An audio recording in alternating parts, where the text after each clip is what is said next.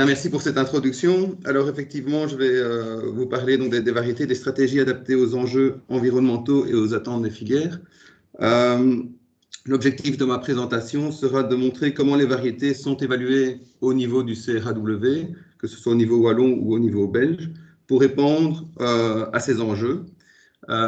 Et donc, je vais vous présenter deux outils qui sont utilisés au CRAW, qui sont le catalogue belge et le livre blanc des céréales, et voir comment, au niveau de ces collectifs, je dirais, on va évaluer les variétés.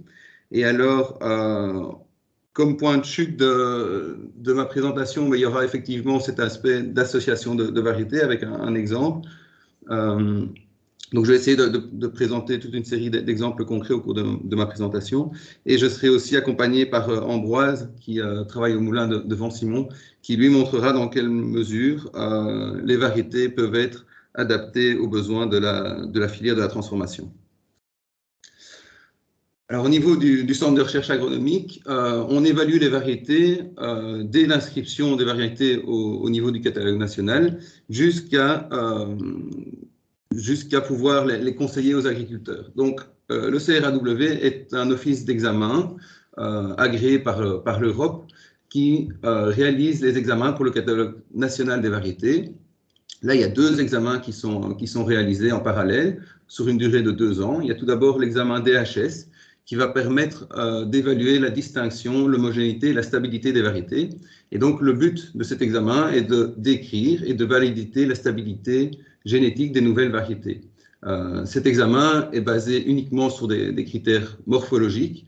Au niveau du CRA, on travaille sur les céréales. En blé, on va travailler sur 25 critères morphologiques. En orge, on est sur 27. Et ces critères, c'est notamment la présence de cire sur les tiges, sur les épis. Donc, c'est ce que je vous illustre là ici par quelques photos. C'est l'inclinaison de l'épi, c'est une pilosité, des couleurs au niveau de l'oreillette, notamment. Donc, là, on est vraiment sur des critères morphologiques et bien montrer qu'une variété est stable et distincte.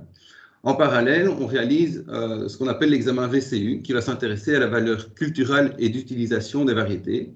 Et donc là, on va étudier la qualité agronomique et technologique des variétés qui sont soumises à l'inscription au niveau belge. Et donc, sur base d'une grille d'évaluation stricte, on va décider si, oui ou non, les variétés sont inscrites au catalogue belge. Et donc, on travaille à notre niveau sur toutes les variétés de céréales, mais aussi sur les cultures de maïs, de betterave, chicorée. Et voilà, il y a des évolutions, notamment cette année-ci, il y a une première introduction d'une variété de soja au niveau du catalogue belge. Et donc, ce catalogue est une manière de promouvoir la sélection variétale, aussi bien au niveau belge que dans les pays limitrophes. Alors, au niveau du centre de recherche agronomique, on fait également l'évaluation en post-inscription, principalement sur les céréales. Et là, on fait partie d'un collectif de chercheurs wallon qui est constitué du CEPICOP, des centres provinciaux que sont le CARA et le CPF Végémar, et on collabore également avec Jean Blou Agrobiotech. Et les résultats de cette post-inscription, donc c'est toute une série de recommandations pour les agriculteurs. Alors, on parlait de la variété en introduction. On ne va pas donner la variété idéale, mais on va donner une idée de ce qu'est la variété pour que les agriculteurs puissent s'en emparer et puissent utiliser ce levier dans leur diversification. Et donc, les résultats de nos recherches sont présentés notamment lors de visites ou de conférences, et la conférence la plus connue est probablement celle du livre blanc céréales. Alors, quels sont les critères qu'on utilise pour évaluer ces variétés à notre niveau? On va regarder dans quelle mesure la variété est adaptée au contexte environnemental dans lequel elle est cultivée, aux pratiques culturelles et aux attentes de la filière. Je vais détailler ça maintenant. En termes d'adaptation au contexte environnemental, on va notamment étudier la tolérance ou la résistance des variétés à toute une sorte de ravageurs, notamment par rapport aux maladies. Alors ici, je vous ai mis quelques exemples. Le premier exemple, c'est la carie commune du blé, qui est une maladie des grains qui avait en quelque sorte disparu de nos campagnes suite à la désinfection systématique des semences et qui, avec l'augmentation des surfaces en agriculture biologique ou parfois un oubli un oubli ou une réduction, je dirais plutôt, de la désinfection des semences, cette maladie a tendance à réapparaître et donc à notre niveau, on cherche les tolérances variétales face à cette maladie. La maladie suivante, c'est la fusariose des épis, qui, elle, pose problème en termes de mycotoxines. Quand il y a la présence de ce qu'on appelle les DON au niveau du grain, il peut y avoir des soucis dans l'alimentation humaine ou animale. Et donc, là aussi, on cherche des variétés qui sont tolérantes à cette maladie pour réduire, en quelque sorte, dès le semis, ce risque au moment de la récolte. Troisième exemple est la rouille jaune, toujours sur céréales. Ça, c'est une maladie qui a aussi tendance à réapparaître et qui évolue très vite avec des races qui se succèdent et qui contournent vite les résistances variétales. Et donc, notre boulot de chercheur, d'expérimentateurs, c'est de suivre cette évolution, suivre la tolérance variétale face à cette maladie. Et puis, bon, voilà, on étudie toute une autre série de maladies. Ici, je vous ai mis encore en exemple le charbon sur maïs. On s'intéresse également aux virus et aux insectes. Voilà, des choses qui sont aussi, qui évoluent aussi avec le climat et dans lesquelles la sélection variétale peut apporter des outils que nous évaluons à notre niveau. Trois exemples ici. Tout d'abord, la jaunisse nanisante de l'orge, qui est transmise par des pucerons et pour lesquels, depuis quelques années, on a des variétés qui sont tolérantes, donc qui peuvent être conduites sans aucun insecticide contre les pucerons. L'exemple suivant, toujours en orge, c'est la mosaïque virale de l'orge, qui est un virus toujours, mais transmis ici par le sol, et pour lequel on a aussi un levier variétal à activer. Et enfin, la cécidomie orange du blé, qui est un insecte dont les larves vont s'attaquer au grain lors de la croissance, après la floraison des plantes. Et là aussi, des variétés peuvent naturellement se défendre contre cet insecte. Enfin, toujours dans l'adaptation au contexte des variétés, on va évaluer la résistance des variétés au froid et à l'averse, donc au climat, en quelque sorte. Ici, des exemples sur le maïs et sur les céréales à paille. En maïs, vous voyez ici cette couleur pourpre qui peut apparaître lorsqu'il y a des épisodes de froid au printemps, et l'averse, donc qui est notamment lié à la pluie et à des vents forts, ce qu'on a malheureusement bien observé l'année dernière. Mais là aussi, les variétés peuvent être plus ou moins résistantes à l'averse de manière tout à fait naturelle. On va également étudier l'adaptation des variétés aux pratiques culturales. Et c'est pour cela qu'une même variété va être évaluée dans différents contextes, avec notamment différents niveaux d'utilisation d'intrants. On évalue les variétés aussi bien en agriculture biologique qu'en agriculture conventionnelle. Et au sein du système conventionnel, on va étudier les variétés avec différents niveaux d'utilisation, notamment des fongicides et des régulateurs. Donc, une même variété va être étudiée sans fongicides et régulateurs, avec un apport ou deux apports, pour que ensuite chaque agriculteur puisse trouver une situation qui lui ressemble le plus et faire son choix variétal. Et ces variétés vont également être étudiées dans différentes conditions agricoles et par la diversité des champs d'essai que nous avons, le travail du sol, les précédents culturaux, la date de semis et les régions sont variables. Alors, le troisième critère important qui est évalué, c'est l'adaptation des variétés aux attentes de la filière. Le premier critère, et ça a déjà été abordé aujourd'hui, c'est le revenu de l'agriculteur, et donc ce revenu est très lié au rendement. Donc, le rendement est évalué pour chaque variété. Le second critère, c'est la qualité, donc c'est ce qui va permettre de valoriser la récolte. Et les questions qu'on se pose ensuite, c'est comment atteindre ce rendement et cette qualité. Alors, quelques exemples ici de transformation des récoltes et avec quelques critères qui sont importants. Quand on veut faire du pain, ce qui est important comme critère de qualité, c'est notamment la quantité et la qualité des protéines. Pour faire de la bière, et donc on passe d'abord par le malt, là ce qui est important, c'est la taille des grains et la teneur en protéines. On va s'intéresser au niveau de la betterave, évidemment, à la teneur en sucre. Quand on parle de culture de pommes de terre, je vous ai mis ici l'exemple de la frite, un critère qu'on va étudier, c'est le comportement de la variété lors de la cuisson. Une des cultures qu'on commence à évaluer ici au Centre de recherche agronomique avec l'évolution du climat, c'est le blé dur. C'est une culture qui est entièrement destinée à la transformation avec des critères propres. Et dans la transformation en pâte, un des critères qui est important, c'est un critère d'intensité du jaune. Puis évidemment, il y a beaucoup de cultures qui sont destinées à l'alimentation du bétail, et notamment avec le maïs en silage, on va s'intéresser à des critères tels que la digestibilité ou la teneur en amidon. Et ces critères vont être, et la qualité de ces critères vont être atteints par plusieurs leviers. Un des leviers, c'est la variété, et puis évidemment, il y a la phytotechnie, c'est-à-dire la conduite de la culture pour atteindre les qualités attendues pour la transformation des productions. Alors, je vais revenir sur les deux outils de valorisation de la variété qu'on a ici au niveau du centre de recherche.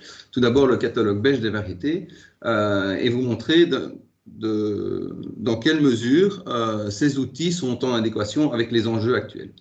Alors, le catalogue belge, c'est d'abord une manière de tester les nouvelles variétés dans le contexte pédoclimatique belge. Et donc, c'est un catalogue pour lequel les essais sont menés aussi bien au niveau wallon qu'au niveau flamand.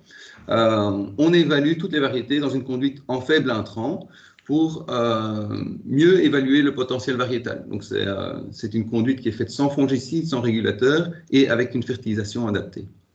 Et au terme de 2 ans d'essai, on va donner une cote globale à la variété qui va prendre en compte le rendement, mais également les maladies, l'averse, la qualité. Tout cela est pondéré et permet de donner une cote finale à la variété candidate et de déterminer si oui ou non elle répond à nos critères pour qu'une variété puisse arriver sur le marché belge. Dans cette évaluation, on prend aussi en compte des caractères innovants, comme par exemple le fait qu'une variété d'orge soit tolérante au virus de la jaunisse nanisante de l'orge ou qu'elle soit brassicole. Le second outil que j'ai déjà abordé, qui est le livre blanc céréales. Donc là, c'est un outil vraiment de communication et d'amélioration des pratiques. C'est une collaboration des acteurs de la recherche céréalière au niveau wallon. Donc c'est un collectif qui présente les résultats de ces recherches 2 fois par an aux agriculteurs et à toute la filière. Et au sein de ce livre blanc, il y a vraiment cette volonté continue d'amélioration des pratiques agricoles. Et donc, ça fait maintenant ça fait 55 ans que ce livre blanc existe et qu'il est dans cette philosophie. Alors, un exemple de cette évolution, c'est notamment en 2017, lors des 50 ans du livre blanc, l'apparition de la liste de ce qu'on appelle les variétés recommandées en production intégrée. Donc, parmi le panel variétal qui est testé chaque année en Wallonie, ce qui représente plus d'une 50aine de variétés, on va, sur base de critères environnementaux et de pratiques agricoles, proposer des variétés qui se comportent très bien dans une production intégrée, c'est-à-dire faible en intrants. Et la philosophie, en quelque sorte, du livre blanc, c'est donc d'assurer la production et le revenu des agriculteurs via des pratiques agricoles durables, mais également de protéger notre environnement via des pratiques agricoles qui sont respectueuses de celui-ci. Alors, en conclusion, en quelque sorte, de ma présentation, voilà, je voulais vous montrer dans quelle mesure le levé variétal pouvait répondre aux enjeux actuels. J'en ai repris ici 3, qui sont la réduction de l'utilisation des produits phytopharmaceutique, pardon, eh bien, j'espère avoir pu vous montrer que la résistance variétale aux maladies, aux virus, aux insectes pouvait être utilisée.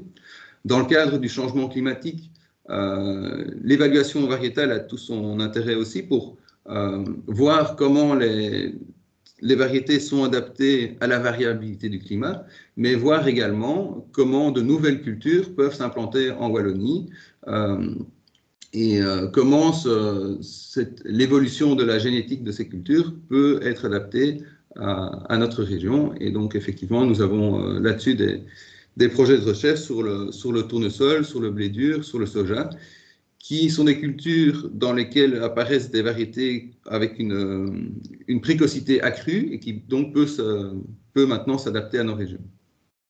Et puis un autre sujet important, c'est la valorisation locale des productions. Eh bien, il faut qu'on puisse arriver avec des variétés et des pratiques culturelles qui permettent d'atteindre des qualités adaptées aux besoins de la transformation. Et tout cela peut ensuite être associé dans des cultures qui vont combiner plusieurs variétés pour avoir une résilience améliorée face aux impacts que pourraient subir les cultures. Et donc, en titre de conclusion et de perspective, juste une illustration ici sur une étude que nous avons menée sur l'orge, où nous faisons l'assemblage de deux variétés. Donc, il y a ici deux assemblages, un qui associe tonique et monique et l'autre qui associait LG Zebra et Rafaela. Et on a pu montrer que l'assemblage permettait de réduire la pression d'helminthosporiose de manière plus forte quand les variétés étaient combinées que ce qu'on aurait pu s'attendre d'une manière théorique, simplement en faisant la moyenne de la pression de l'helminthosporiose qu'on observait séparément sur les deux variétés. Je vous remercie pour votre attention et je passe maintenant la parole à Ambroise du Moulin de Vincy-Mons. Alors, je me permets d'intervenir parce que le temps passe vite, donc si c'était possible de rassembler l'intervention pour ne pas empiéter trop sur le temps des autres orateurs. Merci. Je ferai de mon mieux pour être rapide. Vous m'entendez bien? Oui. Vous m'entendez? Oui, on t'entend. Oui. Voilà, écoutez, un tout grand merci pour l'invitation à participer à cette conférence. En quelques mots alors, puisque le temps m'est limité, voilà, on est un des tout petits acteurs de la filière en Wallonie et en Belgique donc aujourd'hui, donc à savoir un moulin, une meunerie ici en Ardennes à Vincy-Mons. Pour la petite histoire, donc, nous avons repris le moulin il y a 6 ans maintenant. Donc en partant d'une page blanche, un moulin du XVIIIe siècle, donc une ancienne machinerie qu'on a relancée et qui est basée sur 3 axes. Donc une meunerie qui sera vraiment la locomotive du projet, une boulangerie qui est vraiment notre laboratoire de tous les jours, de manière plus anecdotique, et ça n'importe pas, mais des gîtes ici à Vincy-Mons. Donc comme je le disais, on est parti d'une page blanche. À l'époque, il y a 6 ans, je me souviens très bien d'une première rencontre avec le CRA et avec Georges, qui était venu pousser la porte de notre moulin pour nous aider à écrire cette partition et au moins à nous lancer dans la meunerie avec une idée des céréales qu'on devait faire pousser, parce qu'on a pris le choix d'intégrer toute la filière ici à Vincy-Mons, c'est-à-dire de valider les technos de nos céréales, en tout cas sur le papier avant de les semer, de cultiver nos céréales avec des fermes partenaires et d'intégrer toutes les diverses étapes de la filière, parfois des étapes un peu plus anecdotiques comme le décortiquage ou le stockage, le transport, mais elles sont excessivement importantes si on veut maîtriser la qualité du produit fini. Dans notre cas, c'est la farine.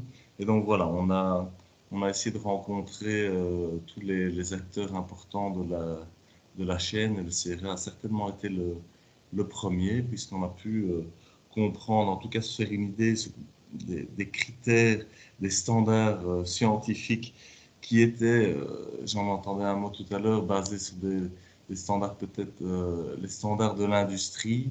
Pour parler simple, qu'est-ce qu'une bonne farine pour faire du pain dans une boulangerie qui serait traditionnelle, peut-être industrielle. On a dû se décrocher de ces standards-là et je pense que le CRA nous a beaucoup guidés à l'époque en nous disant « Ok, vous avez des tolérances sur tel et tel critère ou techno des céréales. Peut-être que vous serez dans le bon. Nous, on n'a pas ce recul parce qu'on n'est pas boulanger, on n'est pas meunier. Et on a pu avancer, je veux dire, avec une main sur l'épaule pour nous guider dans notre projet pour sortir des farines de qualité. On est tout petit artisan, mais on vise vraiment de faire briller ce qu'on peut faire sur la terre ici en Belgique. Damien, si tu peux passer peut-être le slide suivant. Tu m'entends? Oui, oui. Ça... Je peux passer le... Donc voilà, on a dû faire quelques choix et les poser de manière très rapide sur les méthodes de culture. On voulait que nos farines soient naturelles. Donc c'était vraiment pour nous la première fois qu'on mettait dans le même sac deux types d'engagement. Un engagement sur la terre, donc de cultiver des céréales, on va dire de manière propre pour l'environnement, pour la santé de ceux qui mangent les fruits de cette terre justement. Et deuxième famille d'engagement, mais dans les moulins. Voilà, c'est pas faire un travail extraordinaire sur la terre avec les cultivateurs. Et puis, je vais dire, bâcler le travail dans le moulin en corrigeant toutes les farines. C'était un petit peu contre nos engagements de base. Donc, on a fait des choix. On est parti en conservation des sols, en avançant à tâtons sur certains éléments. Mais d'année en année, je vois que le travail des cultivateurs est certainement grâce à toute la recherche et au partage d'informations qu'on a de manière ouverte, de manière continue, je dirais, depuis quelques années. On avance dans la bonne direction. On a fait le choix ici de travailler en monovariété, que ce soit en froment ou en grand épeautre. On ne cultive que ces deux céréales-là avec nos fermes partenaires, parce que c'est déjà assez complexe comme ça. On a avancé vraiment de manière en essayant, en ratant et en réussissant, mais d'année en année, on a rapidement affiné nos méthodes de culture pour avoir des céréales très qualitatives. Je veux dire, l'intelligence qu'on a développée avec les cultivateurs partenaires pour nos céréales panifiables. Vraiment, je vois qu'en 5 ans, on a fait un bond considérable. Et pour l'illustrer, cette année-ci qui a été une année très complexe, nous n'avons eu aucun problème en termes de qualité, tant pour notre froment que pour notre épeautre. On a limité notre meunerie, on l'a porté à 3 moulins. On a démarré du moulin traditionnel à eau pour y adjoindre une minoterie, donc un petit moulin à cylindre. Et je viens de terminer l'année passée la réhabilitation d'une deuxième paire de meules. Donc j'ai 3 moulins ici sur place. On a 3 farines. On ne force pas un moulin à faire une farine pour laquelle il n'est pas prévu. Et on a des farines, ça c'est intéressant ici, qui sont assez transversales. On ne l'a pas cantonné une farine sur base des technos qu'on peut lui prêter. On a essayé de trouver des blés qui traversaient tous les métiers qu'on peut trouver dans notre base de clients, que ce soit des chefs, des boulangers, madame tout le monde, des crêperies, et de trouver une farine qui pouvait se décliner et se travailler dans tous ces ateliers. On l'a fait, comme je le disais, avec la nature bien en tête, donc on voulait vraiment que la méthode de culture soit en phase avec notre compréhension de l'environnement et de ce qui est durable. Donc je pense qu'on est dans le bon avec la conservation des sols. On regarde et on travaille de manière aussi conjointe avec des fermes en bio pour partager les expériences et ça fonctionne très bien. On maîtrise, pour la petite histoire, nos énergies, c'est très important. On fait fort le lien avec les fermes, aussi pour la réduction, l'utilisation de machines plus petites, de limiter l'utilisation de carburant. On produit nos énergies ici à Venn-Simon avec des turbines hydroélectriques ou d'une installation photovoltaïque. Et voilà, on a essayé, ligne de fond, de développer des céréales de traverser toute la chaîne et de s'assurer qu'elles soient naturellement tellement bonnes qu'il ne faille pas les corriger, que ce soit en utilisant des additifs, des améliorants ou tout l'artifice d'enzymes de synthèse qu'on peut utiliser pour corriger les farines. Je ne le critique pas, mais on a fait le choix de garantir à notre clientèle de ne pas en utiliser. Et on est très fiers d'arriver en Belgique, et ce n'était pas écrit comme ça il y a quelques années, à développer du panifiable de tout haut de gamme. Je pense qu'on doit en être très, très, très fiers en Belgique. On peut passer au dernier slide si tu veux, voilà. Non, l'avant-dernier, pardon.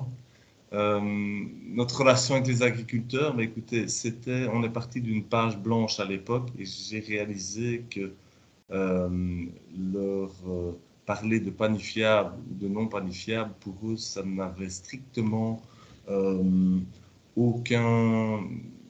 ne leur parlait pas.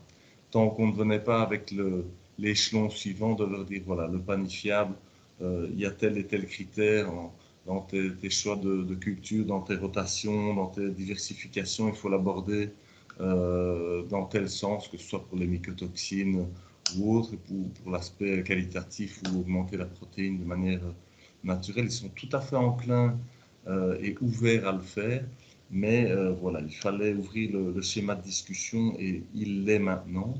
Il y a beaucoup de curiosité et de soins qui sont apportés à nos champs. Évidemment, ils ne cultivent pas que pour nous, parce qu'on a des petits acteurs, et les petits moulins comme nous sont limités à une meunerie de 3, 4, 500 tonnes. On n'ira pas au-delà ici, mais c'est déjà pas mal. C'est une approche très empirique, hein, des essais, des erreurs, comme je le dis, mais voilà, le CIP, c'est vraiment voilà, un des héritages de ma vie de consultant. C'est un processus d'amélioration constante. D'année en année, les cultivateurs vraiment affinent et aiguisent leur savoir. Avec l'aide du CRA, on a vraiment développé comme petits acteurs ici à Venn-Simon un schéma de communication tout à fait ouvert. C'est très très agréable d'ailleurs. On a une très bonne coordination, beaucoup d'échanges, on fait beaucoup de tests pour le choix de nos variétés. Je pense qu'on a embêté la moitié du CRA durant ces 5 dernières années. À la blague, mais je pense qu'on a de très belles synergie avec le CRA. Et voilà, le sentiment actuel, c'est vraiment que la recherche est en soutien actif des acteurs de la filière. Je ne dis pas ça parce que c'est l'anniversaire du CRA, mais parce qu'on a eu ce soutien. Un dernier petit mot sur le projet Farwell. Ça, c'est la région wallonne qui a fait un projet, un appel à projet pour la relocalisation de l'alimentation chez nous. Et donc voilà, nous participons avec le CRA à ce projet, avec nos fermes partenaires, à développer un vadémécum qui sera voilà, un guide tout à fait empirique de la manière dont on a développé notre filière, puisqu'on la maîtrise depuis le champ jusqu'ici à la mouture, la boulangerie ou le client final. Et deuxième pendant de ce projet, c'est de développer un pôle wallon de mouture à façon, qui était un ancien métier de tous les moulins qui jalonnaient la Wallonie et la Belgique à l'époque. On a réouvert nos portes maintenant pour que d'autres puissent, je veux dire, se bénéficier de notre expérience en meunerie et puissent venir faire écraser des céréales qu'eux ont développées chez eux, en ferme, ou voilà, de manière tout à fait locale. Ils ont un endroit où ils peuvent écraser leurs céréales. On est là pour les aider. Et donc voilà, en titre d'impact, j'ai regardé ce qu'on a pu faire l'année passée sur toute l'année, et sur base, je veux dire, de la taille des moyens des ménages et de leur consommation de pain. Juste pour la partie mouture à façon, évidemment, on est meunier à part entière à côté. On a participé à la consommation de pain de 265 ménages sur toute une année.